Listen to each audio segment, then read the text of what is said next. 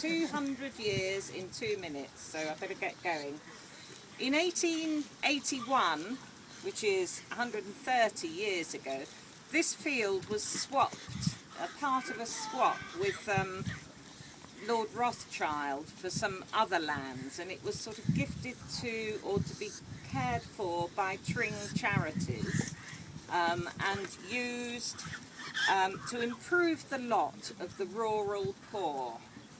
So, and then in 1882, the government passed an Allotment Act, which gave people the right to ask for pieces of land that weren't being used for anything else to be used for allotments.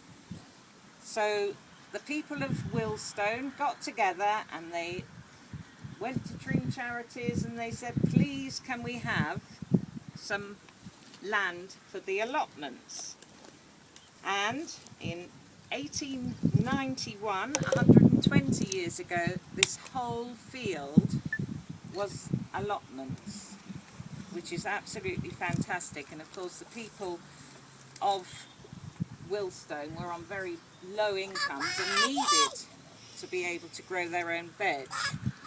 It then fell into decline as we all got to like rotten old food and supermarkets and freezers and much like that came in, so it fell into decline, and in 1968 it was closed and the land was then rented by Meads, the local farmer. So that was 54 years ago it closed. 2010, the villagers of Wilstone yet again all got together and said we would like allotments, and we approached Tring Charities and we agreed the lease in 2011. We got the lease, I think it was signed in November. By the time a little pack of us had marked out where we wanted the allotments to go, we divvied all the allotments up, and the allotment site was opened in January of this year. So in 9 months, with people working together, we have achieved this amazing allotment site. So I think we've had so much sort of help with it as well. So many people in the village have helped us with it. So I'd love to thank everybody that's been involved in it. It's been a real community achievement. And this well was built by Thomas Proctor.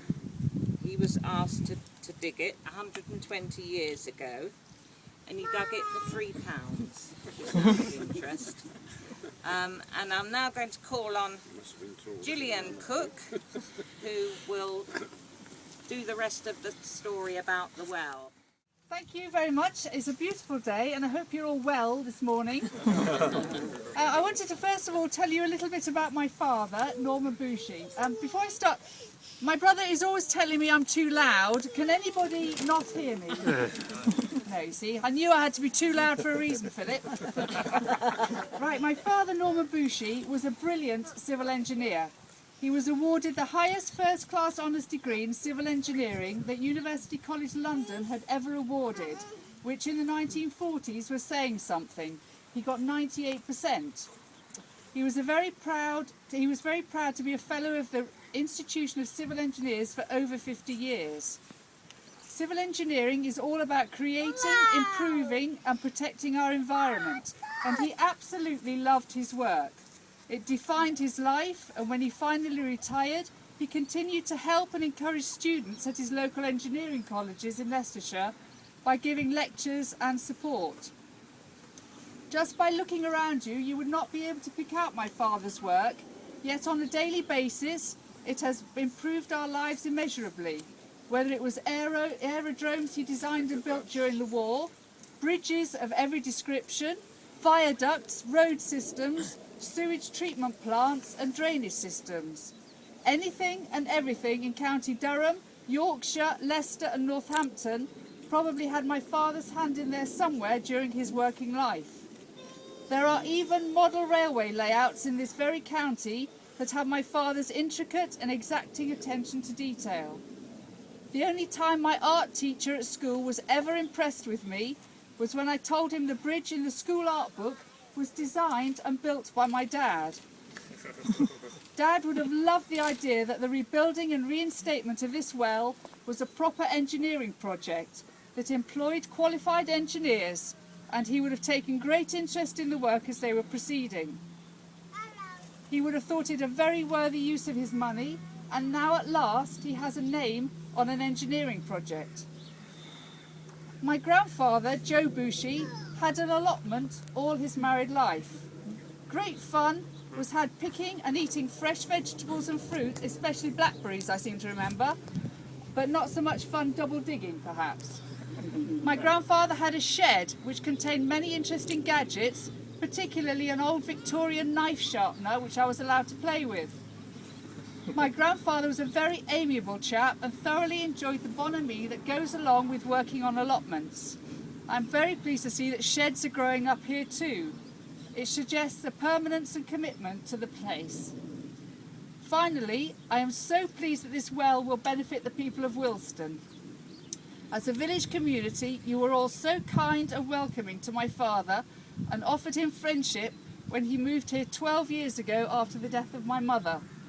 This well is a heartfelt thank you to you all, but will be a great practical use, as every civil engineering project should be, and hopefully will give you great pleasure to you and your families. Thank you.